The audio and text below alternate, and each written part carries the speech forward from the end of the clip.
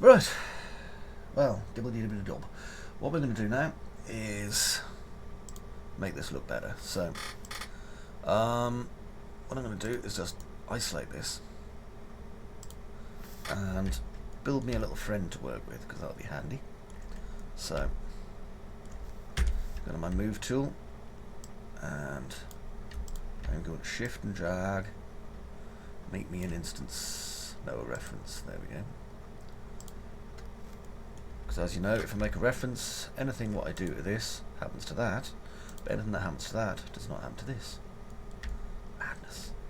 Now then, one of the things I need to do is clean up these vortexes.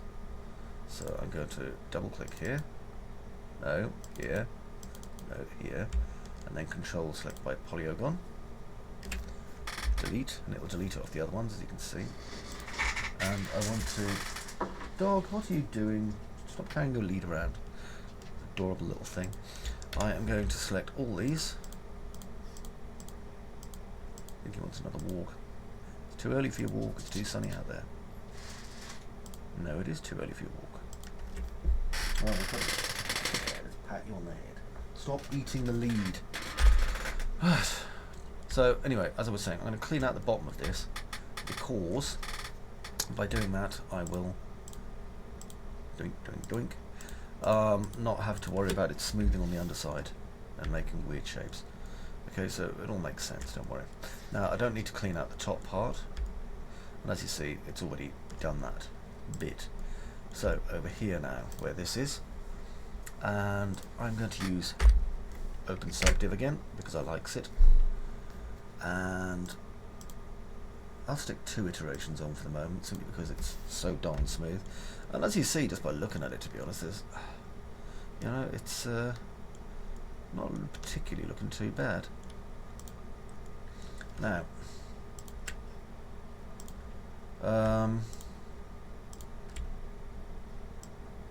what I can do, rather than even chamfering it as well, is I could just kind of crease these edges and avoid making extra polygons, because then it will just affect how the subdivision kind of works with this.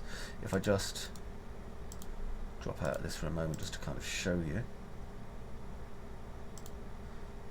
you see the way it kind of creases the model is completely different if I use creases. So it's up to you. We can do that, or we can do it the old-fashioned way. I've got nothing against using creases, to be honest, so I think I might possibly do that this time. I shall see. Anyway, onward and upward. One of the first things that I need to do, once I've argued with my mouse for being silly, is I could do with drawing in some of these a bit. You can see there's some errors down here. So, let me see. If I go to vert mode, you see there's absolutely loads of verts down here. Tons of the darn things. And it's probably going to be time to clean them up a bit. So, I'm going to take away some of these vertices. Not all of them though, because if I do, watch, suddenly the shape changes. Now, over here it's not so bad, but it's still rather jarring. Now, I can cut there. And if you look over here, it smooths that shape a bit more now. So, putting in the new edges equals good plan. See, on the back there, smooths our model again. Now, give some thought to how you're going to do this over here. I think I'll delete this one for the moment because it's in my way. There we go. And what I'm going to do is just do some marquee selects just to get rid of things we don't need. So, here to there, including that one. Gone. There to there, so gone. There to there, and then there to there. Wait for autosave, and then these ones. Now, I know it reduces the quality of our curve rather substantially. However, we do need to do this. Now, let's go to the other side and check it. There's no guarantee that the sides are completely even in the way that Boolean did this, by the way, so don't get your hopes up. Okay, now what I'm going to do is do some cuts. 1, 2, 3, 4.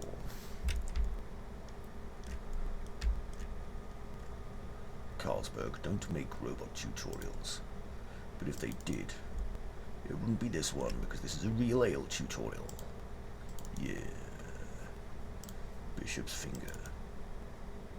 Isn't really a real ale anymore, is it? Or is it? I don't know. Anyway, I click out of that. Now, I am going to drag this young fella me lad over here. Boink. Like that, and make a reference. And then for my reference, I'm going to make an open subdiv model. And I'm going to stick 2 iterations on that. There we go. Now, before I do anything else, I'm also going to save a workbench. There it is there. Yes. See? Marvo. Right, now I can start swift looping. Or I can just select all of my edges and chamfer them. So, that's up to you. I am going to go swift looping because I quite enjoy doing it.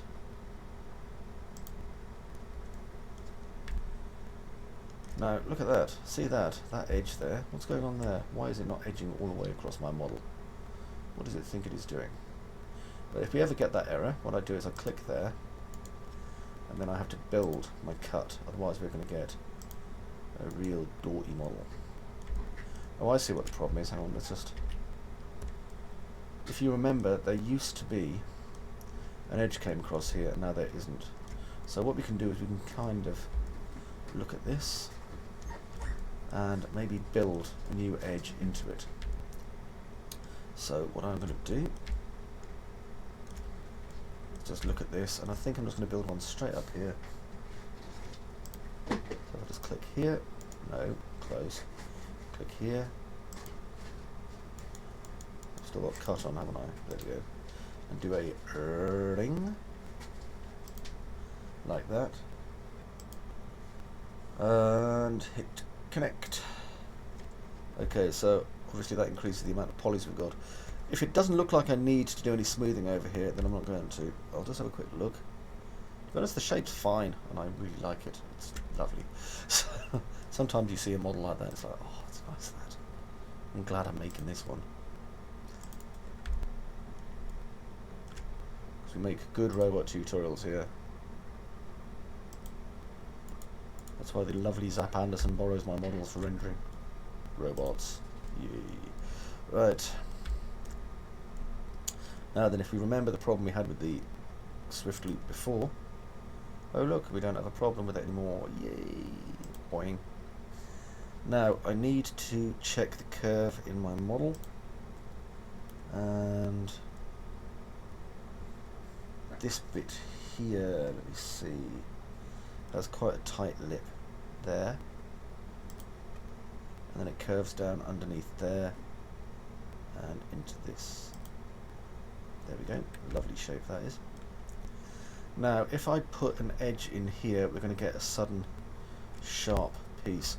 So I'm looking at the bottom, and to be honest, the organic way it's coming out is okay with me. Maybe just put one there just to strengthen it a little bit, and that way we don't lose too much curve.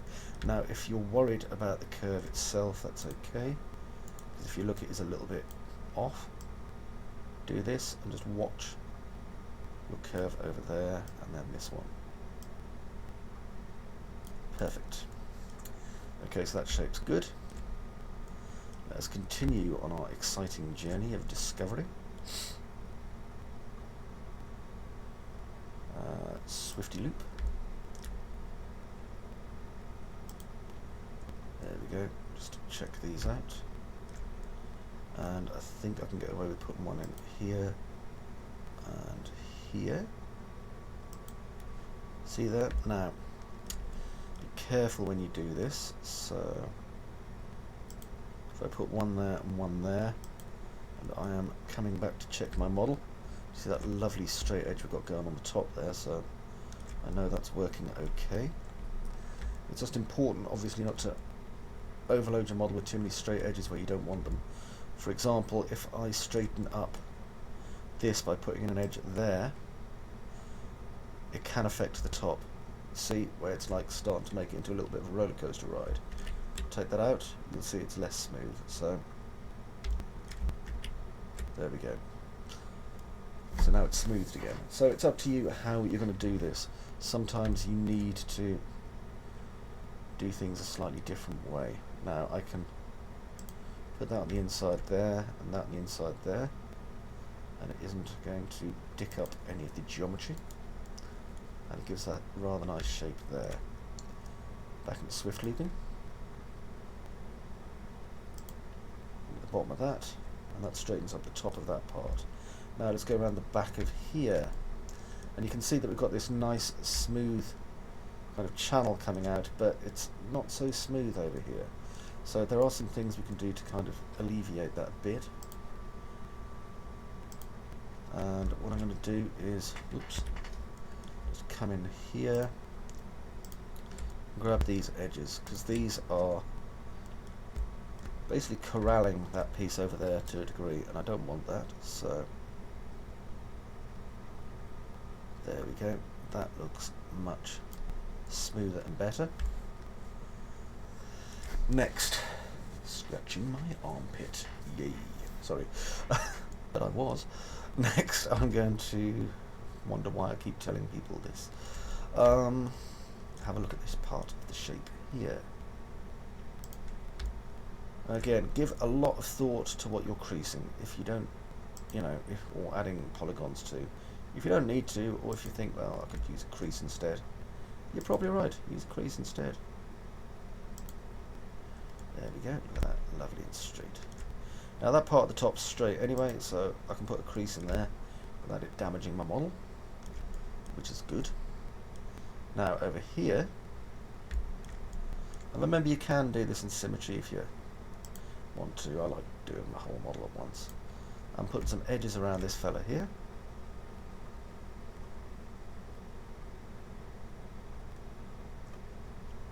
Come up with something comfy. There we go.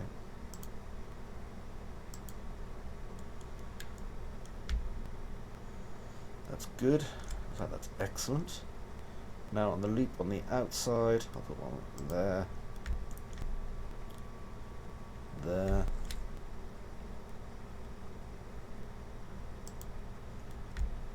and then loop around the top to straighten that edge.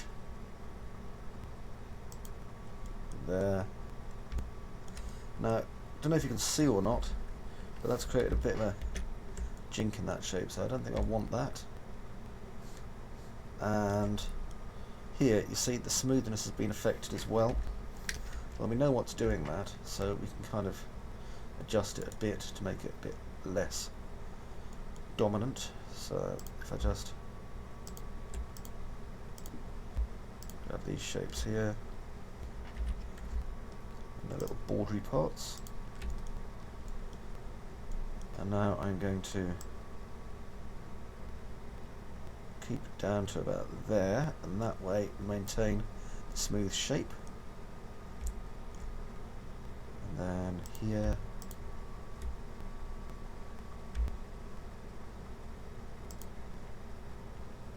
like so. Oops, so close, yet so far away. Again, just bring this up to about halfway, just maintaining its shape.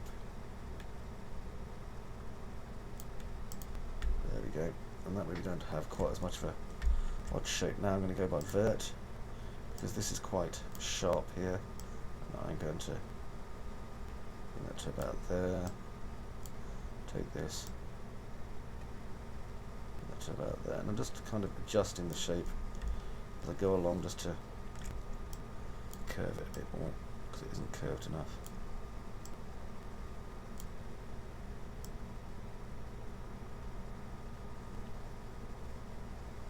There, that's much better, much smoother shape certainly. Okay, so we have some rather lovely shapes going on here actually. I really do like playing with nice shapes. And we've got some nice smoothness at the back, which I can certainly work with. Okay, now let's have a look in our model itself. Now I don't want to run any edges up as far as the top, but I think what I can do is take this edge and just bring it in just a little bit, just wait for autosave, and that'll sharpen that one. Now over here I haven't done any sharpening of this edge, and you can tell if you look at that one. So firstly I'm going to move my helper over there, because that's what it is, and now I can go to my swift loops on there,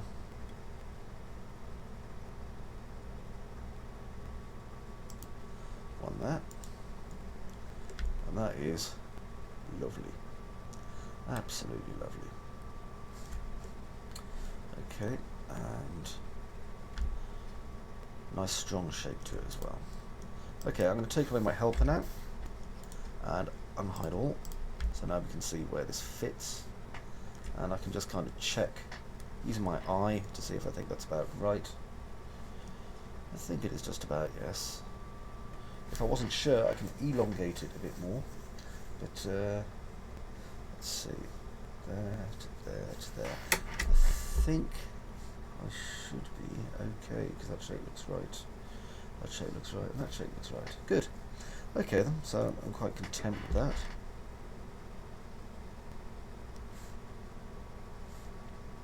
Could possibly do with being a little bit larger, maybe. Let's see.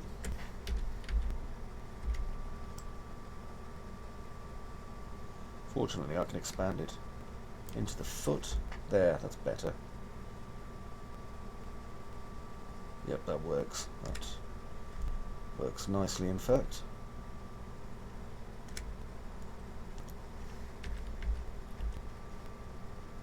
And I just need to make sure that this is chapping under here a bit.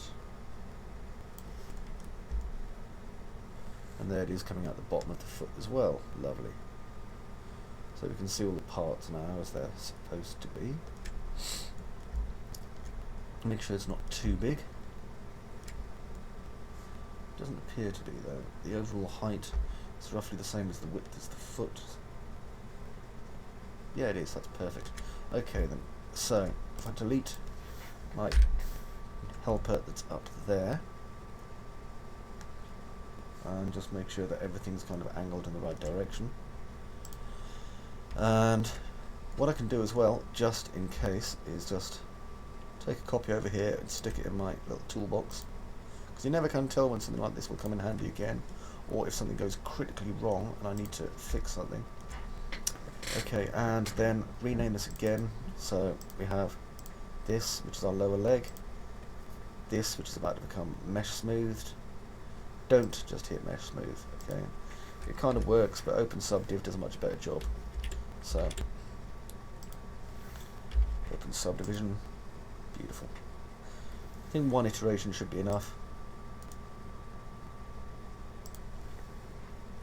And hit F4. Right, so we have plenty of nice base area and space that we can put things on for this. And if I just check here, then come around and here, it's all looking nice. What I'm going to do now is select just these two pieces and isolate this selection. Pow. And I can now attach the two together like that. Now there will be obviously a hard edge where these two meet, but what you can do if you want, just to show you a cunning little trick, is if I just go around this border here, see where that is? I can now create a shape from this selection. So let's call it a weld line. Okay, so let's say we want a weld line. Now if I just find my weld line There it is. And I go to my rendering tab here. I can enable in my renderer and in my viewport, and suddenly we get this. Okay, this rather handy dandy little thing. Now we have too many sides, so let's drop this down straight away. So I can reduce our thickness and then start increasing it. Okay, and then we should have some interpolation options that I can reduce. So if I reduce the number of steps, there we go, and then click out, you can see that we get this rather natty little kind of weld border going on here, where the two are welded to each other. Now, because that's quite low in polygons anyway, I can take this and attach it. Now we have a single polygon object, and if I hit there, you can see we have this rather nice little border that's made a kind of fake weld area. So that's cool. Now, that there'll do fine. There's a few little kind of edge artifacts on this, but nothing that you can't kind of fix yourself by using smooth or moving a few verts around or whatever. But I am now moving on to putting in some bolt detail. So for this, well, I think I'll do that in the next part actually. Oh no, well, bugger it, I'll do it in this part. Haha, fooled you, you were about to hit stop. Right, so I'm going to put that there. It's next to where I need to work. Zoom in on it. The reason being that I like to have a little kind of table that I can do an auto grid off. Okay, and now I'm going to create a cylinder using auto grid, one height segment, like that, and for sides, a bolt normally has like 6 sides or something, so we'll go for 6 sides. Turn off smooth. And I'm just going to bring that out, and down, and stop. Now I can delete that. Okay, so this will give me all the bolt detail I could ever want in my life. Watch. Right click, convert to editable poly, I'm going to call this tool underscore bolt. A bit like a same bolt, but it's a polygon rather than an extremely skilled runner. Control I, delete, and egotistical too. Now, what I'm going to do is do an inset, like that. Just bring it in a little bit, doesn't need to be a lot. And then extrude it down, then inset it in. Now, because that's the head of a bolt, what I'm going to do is, let me think, best way to do this will be to probably bevel it a little bit. Then up, and bevel in a little bit again. Like that. And that gives us this shape here of a rather simplistic yet effective bolt. Now, what I need to do on this is I need to basically chamfer all the edges, because if I chamfer all the edges then I'm going to get a much nicer shape. So Control A, and now if I deselect the edges on these, just use my deselect tool, so marquee deselecting, we shall see how this looks, okay, when only the middle part is being chamfered. So, chamfer, it'll be by far too much at first, remember, it always is. But we can start increasing that slowly to give us some nice hard edges. See, so that should be enough. And we've got the choice of standard or quads, remember. I think standard will be more than enough. Do a tick. Now if I go to my open subdivision, that'll basically round my piece off for me. So I've got this lovely bolt sitting in the middle here, and then inside, on the outside, I've got this round area. A problem that I've got is, if you look at this, it's causing a few jinks. So if I just click grow just to the outside, and then we'll do the chamfer. Now I didn't want the chamfer coming all the way out to that. So as you can see, that one's too high. Just going to make sure it doesn't do that again. Okay, chamfer. And then if I go to my open subdiv, slight improvement. Slight improvement. Not great, but slight. Okay, well, let's go back. I know what we can do to try and solve this anyway. Go back to my editable polygon. And what I'm going to do is add a swift loop, and that will act as a kind of a border.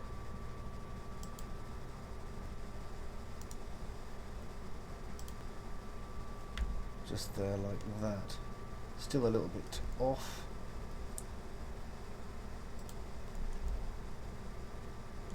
So I'm going to grab this and grow, and then just reduce it a little bit. Okay, and I'm seeing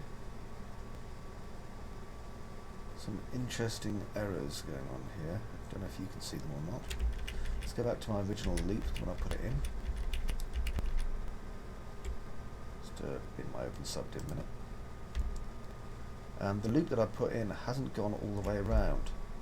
So if I do my loop again, sometimes your model decides it hates you. So I'm going to select my edge. It's going to be this one, that one,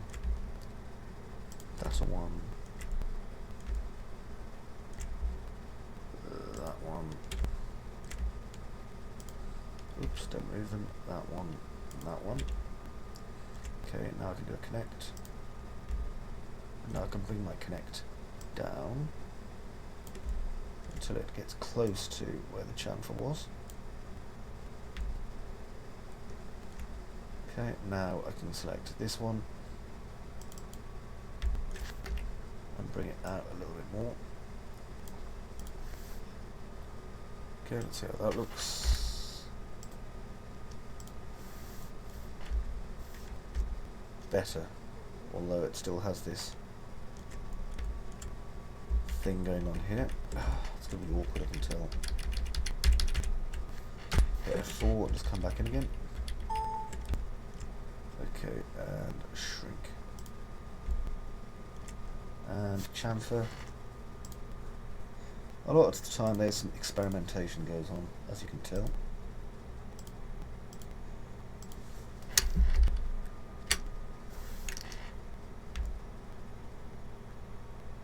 Yeah, it's kind of getting there.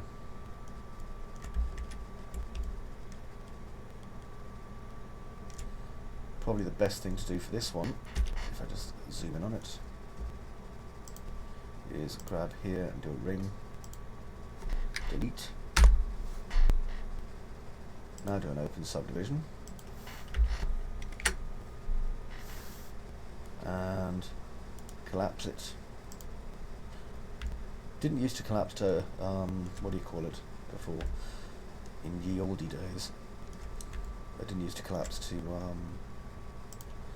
what do you call it, the normal amount of polygons that you work with. It used to be an absolute pain in the arse for it. Right, now I'm going to scale this out. Just there. Bear, please don't bark at people. And then select this one and bridge. Who would have thought creating a bolt was such a pain in the arse? However, sometimes it can be. Okay, now with our bolt created, just there, what I'm going to do is start placing it upon my model. So I want to go to my my object paint. I'm going to paint with, well, on that. I'm going to paint with my selected object. So I can just paint it straight onto here. And find a good place for it. One there. And then rotate it around. to there. Now I shall come up here. And there are two. So I'm going to have, I think, one here. And then one maybe a little bit higher.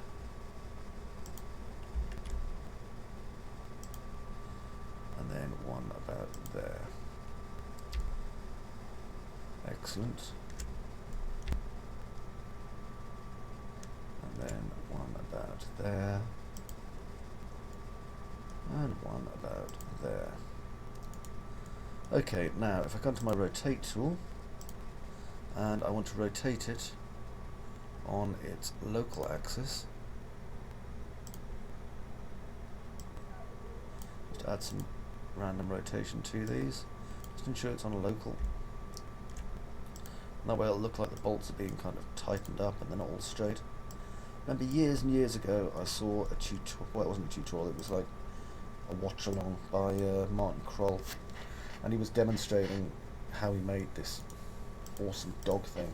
And in its collar he put loads of these bolts and then he rotated them all individually. And it only takes a couple of extra minutes, but it was a couple of extra minutes really well spent in my opinion. Right, now we need to go and attach these bolts and then glue them into our model. So, attach.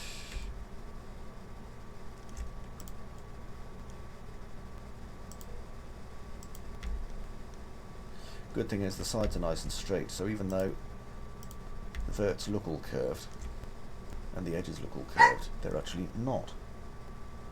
Right, so even though you've done this before many times, if you've followed my tutorials, we're going to do it again and keep doing it and keep doing it. So, delete. It's up to you if you want to get straight on with doing the welds or not. I'm going to. Well, not welds, you know what I mean. Bridging. Okay. Brain. Wonkety. So there to there. And then there to there. Now that angle there was too sharp, so it's not going to work. Sealing them a couple of places though, like that. And now I can cap them. As you see, they kind of fit in nicely. Because I've finished with the sub D on this, you see, I don't really feel like I'm going to have too much of a beef by not matching up too many polygons and things. Okay, now I'm going to, if you look, that bit actually intersects there. That's going to have to be moved a little bit. There we go, like that. Okay, obviously be very careful when you move things. If you have to move things normally, it may be a good idea to do it on the local axis before you actually connect it to the rest of your model. Anyway, enough about that. See, that's overlapping there, so I'm not going to use that one. But I can use that one and that one, because I prefer having a couple of bridging points if I can get away with it. That way we don't tend to get as many weird jaggies. Now down here, where this one is,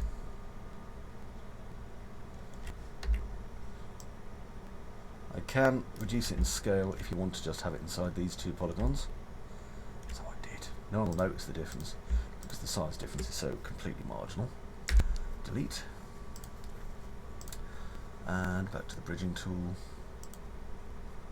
Now I can't have that one because that one won't work, so I'll have this one.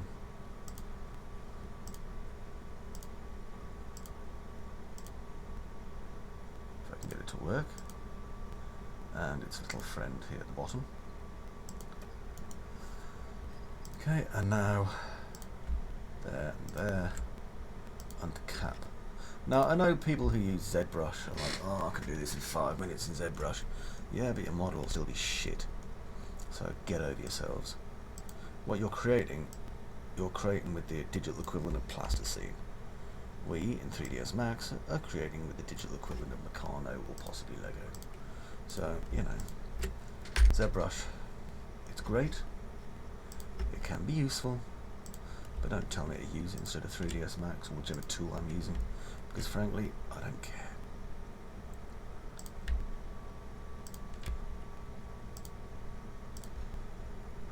There we go. Just get these all nice. And then I believe at the top up here I've got another 2 that I need to make right. Now this one's gone over 6. You see that? I don't want it to go over 6. This one's gone over 2, which is perfect. So let's take these 2. And you'll see that polygons are kind of intersecting all that, so that's fine. Delete. So now what I'll do is bridge. And you can just place these on top, but these are inset shapes, you see. They go into the body of the model, which makes it look a lot better in my most humble of opinions. So that's why I do it this way. Now, this fella here, you see, because it's overlapping the top one, even if it's just a little, but just bring it down a little bit. There we go. No, it doesn't. Which makes my job considerably more easy, because it won't screw up the shape of the model quite so badly. Now on this one,